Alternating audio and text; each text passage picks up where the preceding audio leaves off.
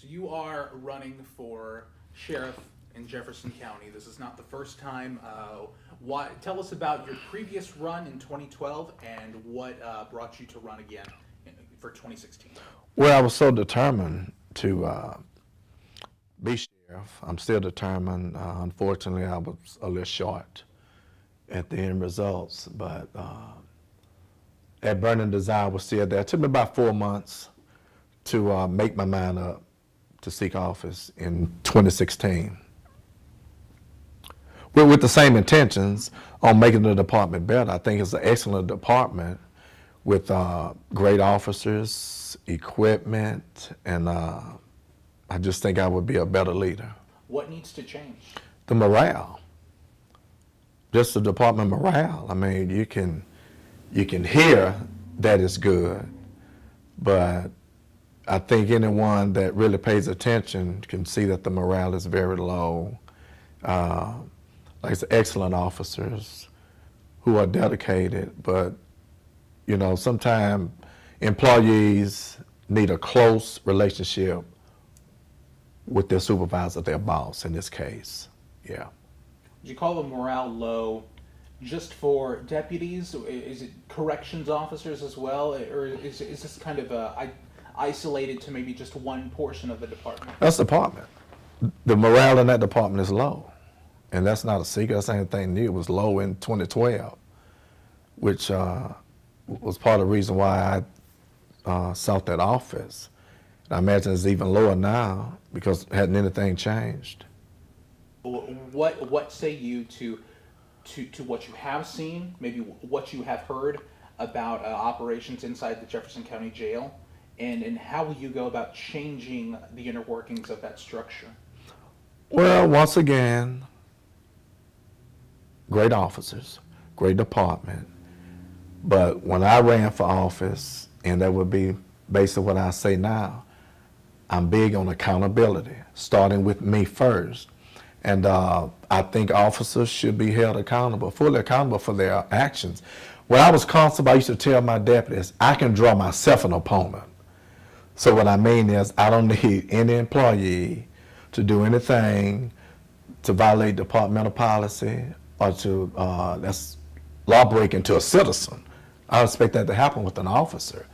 Or I think if it does, I think he or she should be held accountable just like a person in the public. So your main platform is accountability. What are your other pillars here for going for your 2016 election, and will they differ any from the platforms you ran on in 2012? No, simple. I need the public to understand that personally, accessibility, accountability, and visibility is important for a department head. Now, when you start talking about adding personnel, you don't know that because you have to go before Commissioner's Court. You can't make a whole lot of promises on personnel, equipment, and certain things because you'll make that, and if it's not approved by the court, you can't live up to that promise. But I can promise the public visibility, accessibility, and account. That all falls on me. You've seen how Rod Carroll has interacted with the public in his positions, and now Assistant Chief Deputy here.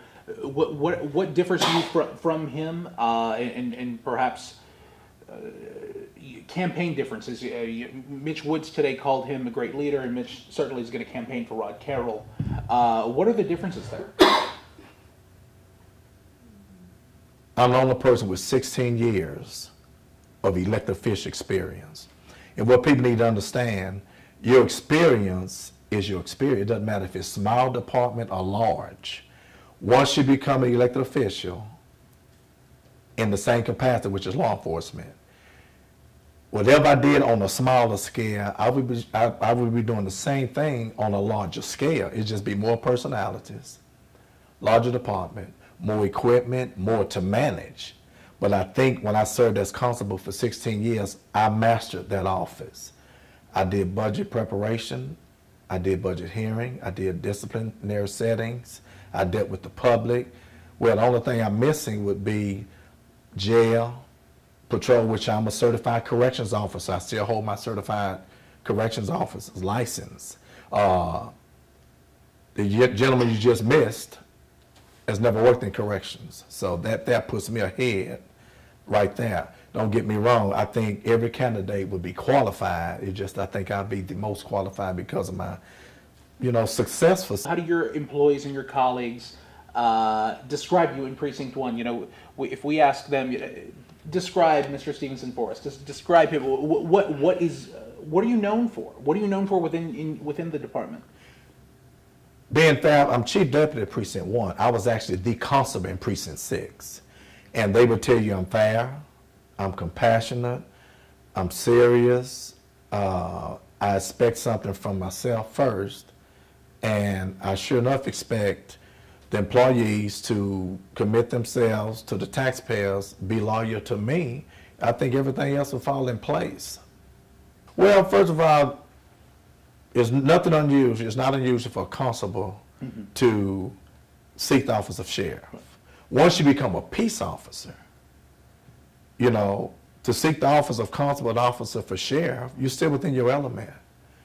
And there are highway patrolmen, state troopers who went on to be become sheriffs. Hundreds of them went on to be constable. Well, me going from constable, former constable to sheriff is a progressive move. And it's still within my element and still within law enforcement. So I'm mature now. God spare my life, I'll be 57 years old in November.